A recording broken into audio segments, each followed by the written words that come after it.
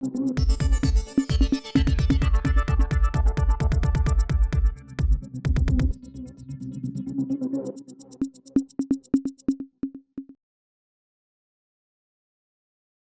வணக்கம். வணக்கம்.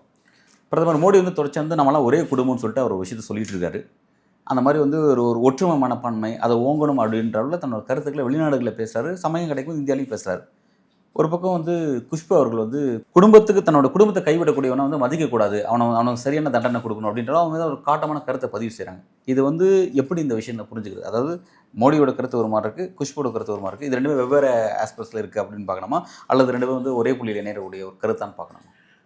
குடும்பத்துக்கு எதிரான ஒரு மோடி என்கிற ஒரு கருத்தை தான் குஷ்பு முன்வைத்து விட்டார் என்று ஒரு கருத்து இருக்கிறது. குடும்ப அமைப்புக்கே மோடி எதிரானவரா, குடும்பத்தை பாதியிலேயே அவர் கைவிட்டுட்டு வந்து விட்டார் என்கிறலாம் பல விமர்சனங்கள் இருக்கிறது. அவருக்கு ஒருவேளை குடும்பத்தில் தொடர்ந்து இருந்திருந்தால் சாமானியர்களுடைய கஷ்டம்லாம் அவருக்கு தெரிந்திருக்கும். கேஸ் விலை ஏறுவதனுடைய துயரமாவது புரிந்திருக்கும். சாமானிய மக்களினுடைய அந்த வரிச்சுமையெல்லாம் அவருக்கு புரிந்திருக்கும். அவருக்கு குடும்பம் இல்லாமல் போனதுனாலேயே, அவர் தனிமைப்பட்டதுனாலேயே இந்தியாவில் இருக்கக்கூடிய கோடிக்கணக்கான குடும்பங்களினுடைய துயரத்தை, கண்ணீரை புரிந்து கொள்ள முடியாதவராக அவர் இருக்கிறாராங்க. ஏன்னா ஆர்எஸ்எஸ்ஸில் இருக்கிறவர்கள் எல்லாருமே நீங்கள் பார்த்தீங்கன்னா அவர்கள் குடும்ப அமைப்புக்கே எதிரானவர்களாகத்தான் இருப்பாங்க. பெரும்பாலான பேர் கல்யாணம் செய்ய மாட்டாங்க. நீங்கள் பல பேர் கணக்கு உங்களுக்கு தெரியும். இல்லை கணேசன்லேருந்து பொன் ராதாகிருஷ்ணன்லேருந்து இவங்கெல்லாம் இருப்பாங்க. அதனாலேயே பல பேர் மேலே பாலியல் பிரச்சனைகளும் வந்திருக்கிறது. அது இப்போ ஒரு கல்லூரி மாணவியை பின்தொடர்ந்தார் என்று கூட ஒரு முறை ஒரு பிரச்சனையெல்லாம் வந்துச்சு. அப்போ எப்பொழுதுமே என்னென்னா தங்களுடைய வாழ்க்கையை முறைப்படுத்தி கொள்ளாமல் ஏதாவது ஒரு அரசியல் அமைப்புக்காக வேண்டி தங்களை அர்ப்பணித்து கொண்டோம் என்றெல்லாம் அவர்கள் சொல்லி கொண்டாலும் இயற்கையை ஒரு மனிதன் வெல்ல முடியாது. அதனால் குடும்ப அமைப்பு அப்படிங்கிறது ரொம்ப முக்கியமானது. அதை ஒரு திரைப்பட நடிகையாக இருக்கிற ஒரு குஷ்புக்கே புரிந்திருக்கிறது என்கிற போது அது ஏன் பிரதமருக்கு புரியவில்லை? அதை உணர்த்துவதற்காகத்தான் குஷ்பு இதை சொல்லியிருக்கிறாரா என்று ரெண்டுக்கும் ஒரு சம்பந்தம் இருக்கிறதை நம்மால் புரிந்து கொள்ள முடிகிறது. நிச்சயமாக ஒரே குடும்பம்னு அவர் சொல்கிறாரு. ஆனால் இந்தியாவில் ஒரே சுடுகாடு கூட கிடையாது. சில பாதைகளில் தலித்து பிணங்களை பொது பாதையில் கூட எடுத்து செல்ல முடியாத இந்தியாவிலே தான் நம்ம வாழ்ந்து கொண்டு இருக்கிறோம். ஊர் வேறாகவும் சேரி வேறாகவும் தான் இருக்கிறது. மனிதர்களை இன்னும் சமப்படுத்த முடியலை. வர்க்க ரீதியாக சமப்படுத்த முடியலை, சாதி ரீதியாகவும் சமப்படுத்த முடியலை. இதற்குள்ளே இருக்கக்கூடிய குழப்பங்களை, வேறுபாடுகளை, பிளவுகளை அரசியல் அதிகாரத்திற்கான விஷயமாக பயன்படுத்தி கொண்டு கார்ப்பரேட் நலன்களை மட்டுமே கவனம் செலுத்தி கொண்டே இருக்கிறார்கள். அப்படிங்கிறப்ப இந்த குடும்பங்கிறது ரொம்ப முக்கியமானது. ஏன்னா அதில் ஒவ்வொரு மனிதன் அல்லோலப்பட்டுக்கிட்டு இருக்கான் அப்படிங்கிற விஷயத்த குஷ்பு ரொம்ப தெளிவாக மோடிக்கு இதன் மூலமாக தெளிவுபடுத்தி இருக்கிறார் அப்படின்னு தான் நான் புரிஞ்சுக்கிறேன். இப்போ ஆனால் பிரதமர் மோடி என்ன சொல்லலாம், எனக்கு குடும்பம் கிடையாது, ஒட்டுமொத்த நாடுமே என்னோட குடும்பம், இங்கே இருக்க ஒவ்வொரு இலைகளும் என்னோட இலைகளுக்கு பிறந்தான்னா இலைகளோட வீடு தான் என்னோட வீடு அப்படிங்கிறத தன்னோட கருத்தை பதிவு செய்கிறார். அப்படின்னும் போது அவர் எப்படி அந்த விஷயத்தை புரிஞ்சுக்காத நபர் அப்படின்னு சொல்லி எப்படி முன்வைக்க முடியும்? அது உண்மையிலேயே ஒரே குடும்பமாக இந்தியாவை அவர் கருதி இருந்தால் மணிப்பூர் கலவரம் நடந்து தீப்பற்றி எரிந்து கொண்டிருந்த பெண்கள் நிர்வாணப்படுத்தப்பட்டு அவலப்படுத்தப்பட்டு இவ்வளவு பெரிய உலகத்திலேயே மிகப்பெரிய அவமானம் எல்லாம் நிகழ்ந்த ஒரு இடத்துல பாரத மாதாவை பற்றி பேசுகிற ஒரு அரசியல் கட்சி, பாரத மாதாவையே மணிப்பூரில் நிர்வாணப்படுத்தி ஊர்வலமாக அழைத்து வந்த அந்த வன்முறை கும்பலை கட்டுப்படுத்த தவறியது மட்டுமல்ல, அந்த மக்களை, பாதிக்கப்பட்ட மக்களை கூட அவர் போய் பார்ப்பதற்கு அவர் தயாராக ஒரே குடும்பத்திலே இருப்பவர்கள் எப்படி ஒருத்தர் பாதிக்கப்படுகிற போது பாராமுகமாக இருப்பார்கள் என்று ஒரு கேள்வி இருக்கிறது. ஒருவேளை அங்கே இருக்கக்கூடிய சிறுபான்மை மக்கள் மீது, அங்கே இருக்கக்கூடிய பழங்குடியின மக்கள் மீது இவர்களுக்கு இருக்கக்கூடிய வெறுப்புக்கு அரசியல் காரணமா என்கிற கேள்வி அதற்குள்ளே இருக்கிறது. ஒரே குடும்பம் என்பது உண்மையாக இருந்தால் காஷ்மீரில் தேர்தலே நடத்தாமல் இப்படிப்பட்ட ஒரு ஜனநாயக படுகொலையை இவ்வளவு ஆண்டு காலமாக எப்படி அவர்களால் தொடர்ந்து நிகழ்த்த முடிகிறது என்கிற ஒரு கேள்வி இருக்கிறது. பணமதிப்பு நீக்கத்தின் வழியாக எல்லாரையும் ஒரே நாளில் தெருவுக்கு கொண்டு இந்த 2000 நோட்டை எதுக்கு கொண்டு வந்தாங்க, ஏன் திரும்ப பெற்றுக்கொண்டார்கள் என்பதற்கான கேள்விக்கு பதிலே இல்லை. சிறு தொழில், குறுந்தொழில் பூரா நலிந்து கொண்டிருக்கிற போது தொழில் முனைவோர்களில் இருக்கக்கூடிய சாமானியர்கள்லாம் தற்கொலை பாதைக்கு போகிறப்ப கடன் சுமை தாங்காமல் சூசைட் பண்ணிக்கக்கூடிய அளவிற்கு மோசமாக போய் கொண்டிருக்கிற இந்த காலகட்டத்தில் அந்த பாதிக்கப்பட்ட குடும்பங்களில் ஒருவராக மோடி இருந்திருந்தால் இப்படிப்பட்ட வரி சுமைகளை உருவாக்கியிருப்பாங்களான்னு தெரியல. அப்போ 2 எரும மாடு வச்சுருந்தா ஒரு எரும மாட்டை ஓட்டிட்டு போயிடுவாங்கலாம் மத வெறுப்பு பிரச்சாரம் செய்கிற போது இஸ்லாமியர்கள் இந்தியாவின் ஒரு குடும்ப உறுப்பினர்களா இல்லையா என்கிற ஒரு கேள்வி இருக்கிறது. கிறிஸ்தவர்கள் இந்தியாவினுடைய ஒரு அங்கமா இல்லையா? அவர்கள் இந்த குடும்பத்தின் மோடியின் குடும்பத்திலே இஸ்லாமியர்கள் இருக்கிறார்களா, கிறிஸ்தவர்கள் இருக்கிறார்களா, சீக்கியர்கள் இருக்கிறார்களா, குறிப்பாக விவசாயிகள் இருக்கிறார்களா? நமக்கு சோறு போடுகிற, நமக்கு உணவு தருகிற அவர்களை தெருவிலை நிறுத்தி போராட வைத்து விட்டு டிராக்டர் எல்லாம் வந்தவர்களுக்கெல்லாம் வழியெல்லாம் நீங்கள் ஆணியை வச்சு அவர்களையெல்லாம் கொடுமைப்படுத்தினீங்களே, மிக மோசமாக வந்து நீங்கள் வந்து அவர்கள் கண்களையெல்லாம் குருடாக்குனீங்களே ரப்பர் குண்டுகள் வழியாக, அவர்களையெல்லாம் உயிரிழப்பதற்கு காரணமாக இருந்தீர்களே, அந்த துயரம்லாம் படும்போது ஒரே குடும்பங்கிறது அவருக்கு தெரியலையா?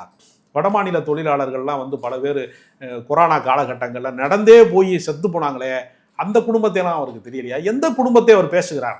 ஒருவேளை அதானி குடும்பம், அம்பானி குடும்பங்களை தன் குடும்பமாக கருதி கொள்கிற அந்த அன்பை மட்டும், அந்த ஒரு குடும்பத்தை தான் இந்தியாவின் குடும்பம் என்று மோடி சொல்லுகிறாரா என்கிற ஒரு கேள்வி இருக்கிறது. ஏன்னா தேர்தல் நடத்துவதற்கு வந்து பணம் இல்லை, அதனாலதான் ஒரே நாடு ஒரே தேர்தல் நாங்கள் கொண்டு வர போறோம்னு பேசுகிற இவர்கள், அதானி வீட்டு கல்யாணம் வந்து அம்பானி வீட்டில் வந்து முகேஷ் அம்பானி வீட்டு கல்யாணமே 5000 கோடியில் நடக்குது. தேர்தல் செலவு 4350 கோடிக்குள்ள தான் நடக்குது. அப்போ அம்பானி வீட்டு கல்யாண அளவுக்கு கூட ஒட்டுமொத்த இந்தியாவினுடைய தேர்தல் செலவே இல்லையே. அப்போ அம்பானியிடம் கூட அந்த தேர்தல் ஆணையத்தை அவங்க ஒப்படைக்கலாம். தனியார் மயமாக எல்லாவற்றையும் விமான நிலையத்தை ஒப்படைப்பதை போல, துறைமுகங்களை ஒப்படைப்பதை போல தேர்தல் ஆணையத்தை கூட அவங்க ஒப்படைக்கலாம். ஏன்னா மோடியைத்தானே அவங்க தேர்ந்தெடுக்க போகிறாங்க. அப்போ யாருடைய குடும்பத்தை வந்து ஒரே குடும்பம்னு சொல்கிறாரு? ஆனால் அநேகமாக அம்பானி குடும்பமா அதானி குடும்பமா, இந்த 2 குடும்பங்களில் எந்த குடும்பம் என்கிற ஒரு கேள்வி தான் நமக்கு இருக்கிறதே தவிர, பாதிக்கப்பட்ட மக்களின் குடும்பம் எதுலேயுமே மோடி கிடையாது. பெட்ரோல் பங்கு போனீங்கன்னா மோடி படத்தை பெரிய அளவில் வைத்திருக்கிறார்கள். விலை உயர்வுக்கு காரணமான ஒருவரை வந்து எப்படி காட்டி கொடுக்குறார்கள்னு எனக்கு தெரியலை. ஆயில் நிறுவனங்கள்லாம் வந்து மோடிக்கு எதிராகத்தான் வேலை செய்கிறார்களா என்ற ஒரு சந்தேகம் எனக்கு ரொம்ப நாளாக இருக்கிறது. அது மாதிரி கேஸ் சிலிண்டருக்கு பக்கத்துலையும் மோடி படம் இருக்கிறது. இப்போ எல்லா பாதிப்புக்கு உரிய விஷயங்களுக்கு எல்லாவற்றிலையுமே ஒரே குடும்பம் கிடையாது. ஆனால் டயலாக்ல மட்டும் ஒரு ஒரே குடும்பம் பேசுகிறாரு, எப்படி ஒரு வசனம் பேச முடிகிறது என்ற ஒரு கேள்வி நமக்கு இருக்கிறது. அதனால் குஷ்பு வந்து இந்த கருத்தை இந்த காலகட்டத்தில் குடும்ப அமைப்பில் வந்து யார் வந்து மனைவியை கைவிடுகிறார்களோ அவர்கள் எவ்வளவு மோசமானவர்களாக இருப்பார்கள் என்பதை ரொம்ப தெளிவாக வந்து குஷ்பு சொல்லியிருக்கிறாங்க.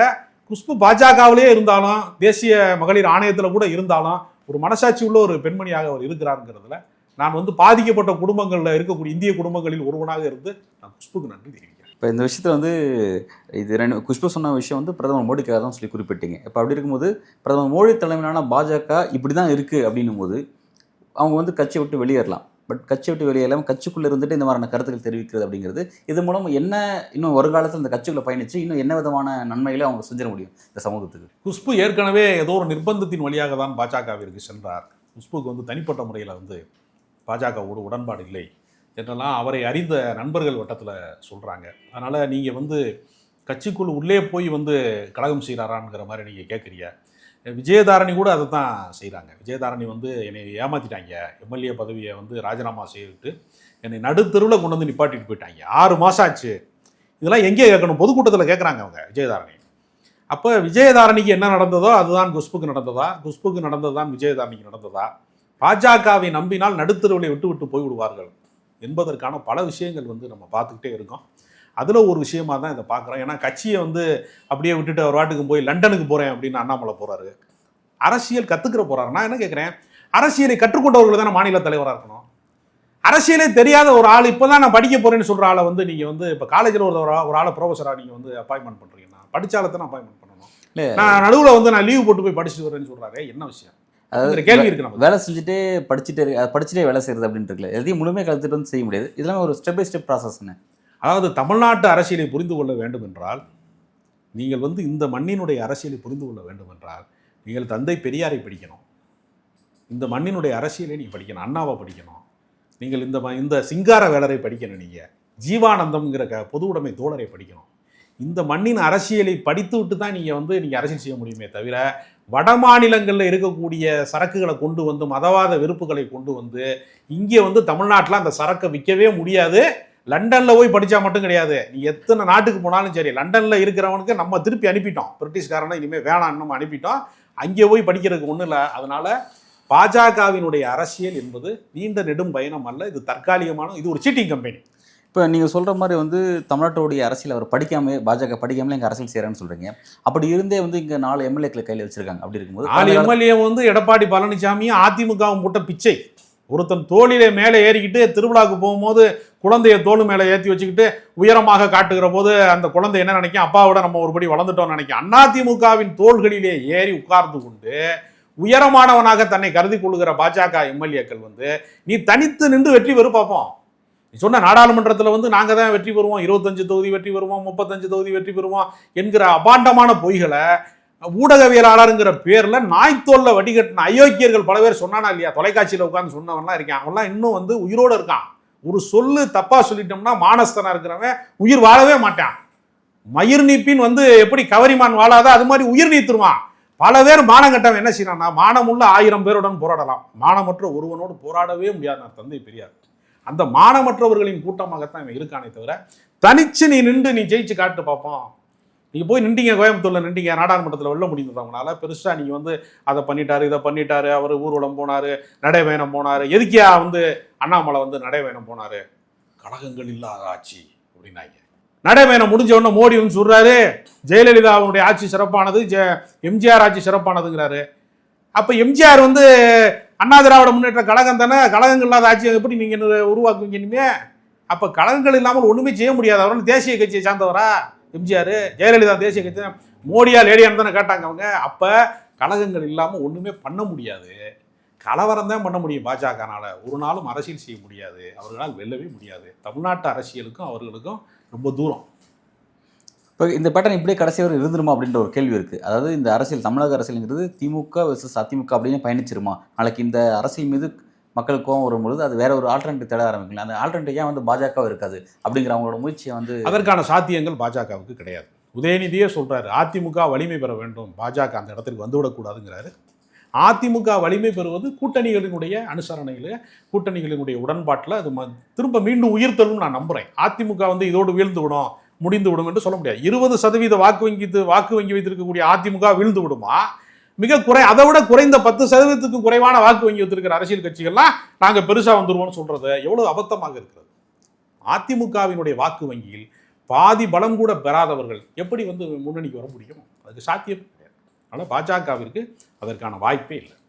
இல்லை, இப்போ நாளடைவில் வந்து இப்போ திமுக அதிமுக மீதான அவங்களோட ஆட்சியின் மீது மக்களுக்கு ஒரு அதிருப்தி இருக்கும். ஊழல் விஷயங்கள் மற்ற விஷயங்கள்லாம் மக்கள் பார்த்துருப்பாங்க. சார் ஒரு ஆல்டர்னேட்டிவாக ஏன் நோக்கி நகரக்கூடாது அப்படின்ற அளவில் அவங்க வேற எதுவும் இந்த அரசியல் அந்த ஆல்டர்னேட்டிவ் சோர்ஸாக ஒருவேளை விஜய் வரலாம், ஒருவேளை நாம் தமிழர் கட்சி வலிமை பெறலாம். தமிழ்நாட்டு நலன்கள் மீது ஏற்கனவே அக்கறை இருக்கிற ஒருவரைத்தான் மாற்று சக்தியாக பார்ப்பார்களே தவிர பேய்க்கு பயந்து பிசாசிட்ட வந்து தன்னை ஒப்படைக்க மாட்டாங்க தமிழக வாக்காளர். அது அந்த டைமென்ஷன்ஸ் சாத்தியம் நிச்சயமா கிடையாது. அதனால அதற்கான வாய்ப்பு கிடையாது. அப்படி ஒருவேளை திமுக எதிர்ப்பு என்கிற ஒன்று வந்தால் அதை அறுவடை செய்கிற இடத்துல விஜய் போன்றவர்களோ, நாம் தமிழர் கட்சி போன்றவர்களோ, அல்லது அதிமுக ஏற்கனவே அதிகாரத்தில் இருந்த அதிமுக போன்றவர்களோ, அல்லது இவர்களெல்லாம் ஒருங்கிணைக்கிற ஒரு கூட்டணியின் வழியாகவோ தான் சாத்தியப்படுமே தவிர பாஜக நிச்சயமாக வருகிற தேர்தலில் தனிமைப்படுத்தும். பல்வேறு கேள்விக்கு ரொம்ப ஆழமாக உங்களோட கருத்தில் வழங்கிறீங்க. மிக்க நன்றி.